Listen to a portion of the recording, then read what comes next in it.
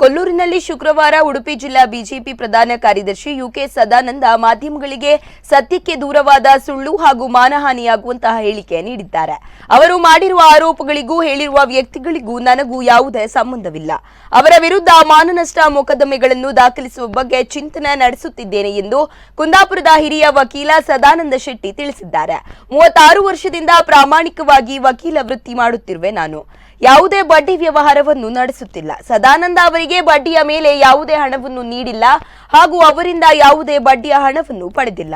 ಅವರಿಂದ ಯಾವುದೇ ಖಾಲಿ ಚೆಕ್ ಹಾಗೂ ಸಹಿ ಮಾಡಿರುವ ಖಾಲಿ ಕಾಗದವನ್ನು ಪಡೆದುಕೊಳ್ಳದೆ ಇರುವಾಗ ಬೇರೆಯವರಿಗೆ ನಾನು ಅವರ ಖಾಲಿ ಚೆಕ್ ನೀಡುವ ಸಂದರ್ಭವೇ ಬರುವುದಿಲ್ಲ ಎಂದು ಸ್ಪಷ್ಟಪಡಿಸಿದ್ದಾರೆ. ಆರೋಪಿಸಿದಂತೆ ಅವರು ಬೇರೆ ವ್ಯಕ್ತಿಯೊಂದಿಗೆ ಮಾಡಿಕೊಂಡಿರುವ ವ್ಯವಹಾರಕ್ಕೂ ನನಗೂ ಯಾವುದೇ ಸಂಬಂಧ ಅಥವಾ ಮಾಹಿತಿ ಇಲ್ಲ ಎಂದಿದ್ದಾರೆ.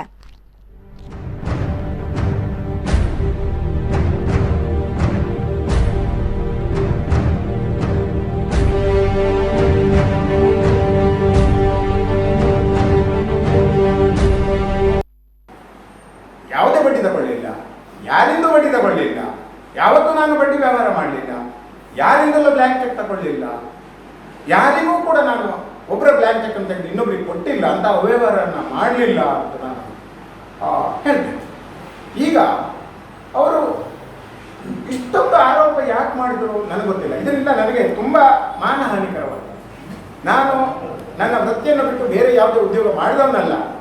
ಆದರೂ ಕೂಡ ಈ ರೀತಿ ಸುಳ್ಳು ಆರೋಪ ಮಾಡಿ ಮಾನಹಾನಿಕರವಾದಂಥ ಹೇಳಿಕೆಗಳನ್ನು ನೀಡಿ ಇದು ಮಾಧ್ಯಮಗಳ ಮುಖಾಂತರ ಈ ಸಮಾಜಕ್ಕೆ ಇದನ್ನು ಪ್ರಚಾರ ಮಾಡಿದಾರಲ್ಲ, ಯಾಕೋ ಇದರ ಹಿಂದೆ ಯಾರಿದ್ದಾರೋ, ಯಾರು ಅವರಿಂದ ಮಾಡಿಸಿದ್ರು